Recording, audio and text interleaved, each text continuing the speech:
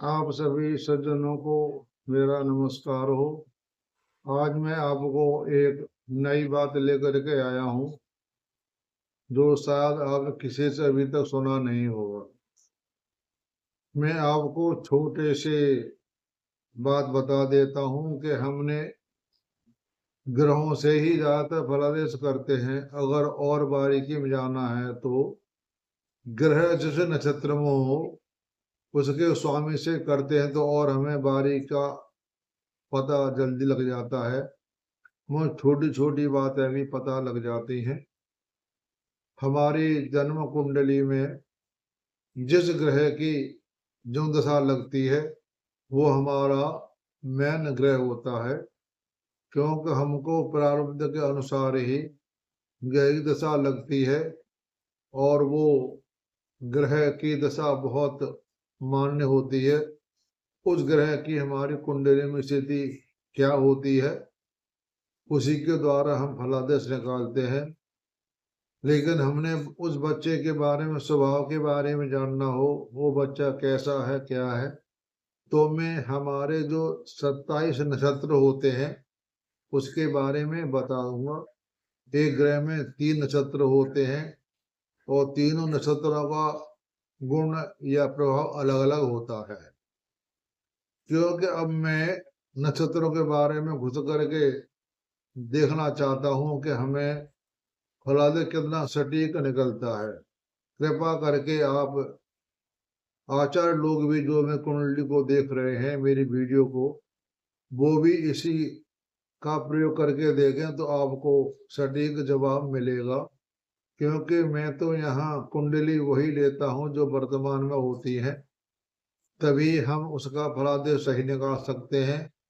पुरानी कुंडलियों को मैं बहुत ही कम लेता हूँ और मैं ग्रहों का निचोड़ के पूरा रख दो आप के कौन सा ग्रह सब देश कांड में है, कौन सा चौथा नवांश है, कौन सा 22वां देश कांड है, कौन सा पापी ग्रह है, कौन सा शुभ ग्रह है और किस भाव में किस भाव की दृष्टि है या नहीं है, किस भाव का स्वामी कहाँ बैठा हुआ है।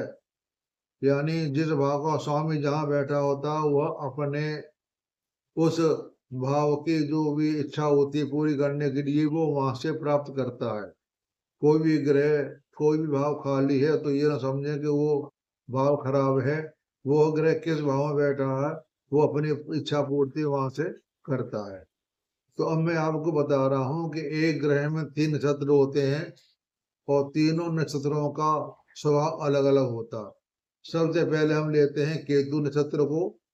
केतु के नक्षत्र 3 होते हैं, अश्विनी, मघा, मूल। अश्विनी जिसका चंद्रमा अश्विनी अश्विनी नक्षत्र में है वह बुद्धिमान प्रसिद्ध होता है, सुदृढ़ होता है। और अगर मघा हो तो धनवान होता है, भगवान के प्रति आस्था होती है, नौकर चाकर युक्त होता है। और तीसरा हो गया मूल। मूल जो नक्षत्र होता है वो अच्छा नहीं होता है, इसमें घमंडी, धनी, सुखी, भोगी। अब चलते हैं हम शुक्र में। शुक्र के 3 नक्षत्र होते हैं। पहला भरणी, ये ऐसा बच्चा चंद्रमा जो भरणी नक्षत्र में होगा सत्यवादी, नीतिमान, खुश होगा।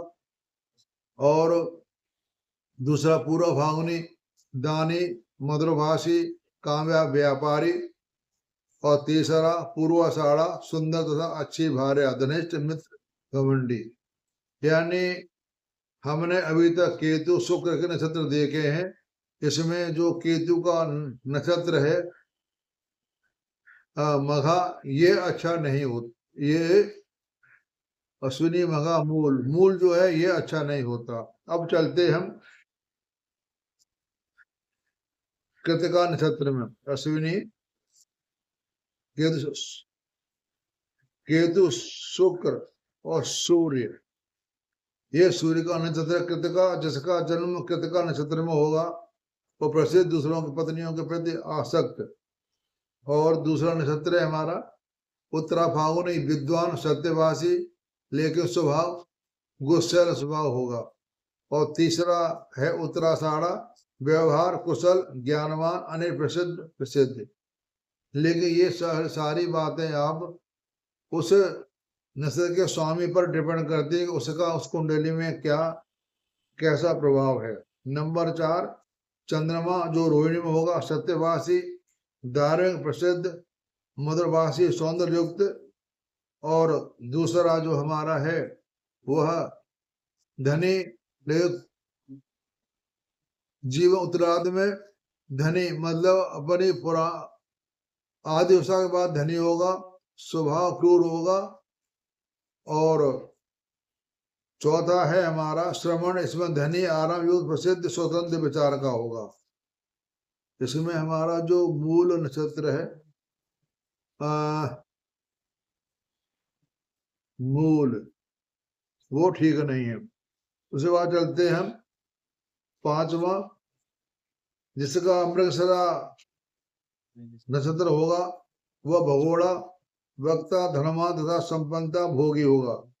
ये जो है पंचम नक्षत्र, ये इसका ठीक नहीं है। और एक है हमारा मूल। अभी तो जो हमने व्याख्या की है उसमें मृगशीर्ष नक्षत्र और मूल नक्षत्र ठीक नहीं है। अब चलते हैं राहु के नक्षत्र। पहला आद्रा। आद्रा होगा अपना सोचने वाला, घमंडी, क्रूर, पापी। ये जो बच्चा, जिस बच्चे का नक्षत्र आधा राहु का होगा उसका स्वभाव ठीक नहीं होगा। और दूसरा है हमारा स्वाति, भगवान के प्रति आस्था, श्रेष्ठ, व्यवहारयुक्त होगा। तीसरा है हमारा सत्यवसा, निश्चय तथा सत्यवादी, ईश्वर द्वारा प्रताड़ित, सभी अच्छा होगा। फिर चलते हैं हम गुरु के नक्षत्र में। पहला नक्षत्र पुनर्वसु, धार्मिक, अच्छा, खुश, पानी के प्रति अत्यधिक प्यास और खुश होने वाला। दूसरा नक्षत्र है हमारा विशाखा, कंजूस, गुस्सैल, भगवान के प्रति आस्था। जो विशाखा नक्षत्र में होगा ईसालु, कंजूस, गुस्सैल, ले भगवान के प्रति आस्था होगी, तो ये होगा सम, थोड़ा अच्छा थोड़ा खराब। तीसरा है हमारा पूर्व भाद्रपद, ये दुख कारक, धनहानि, इसी तरह नीतवन, कंजूस, ये ठीक नहीं होगा, ये नक्षत्र ठीक नहीं होगा। इसके बाद चलते हम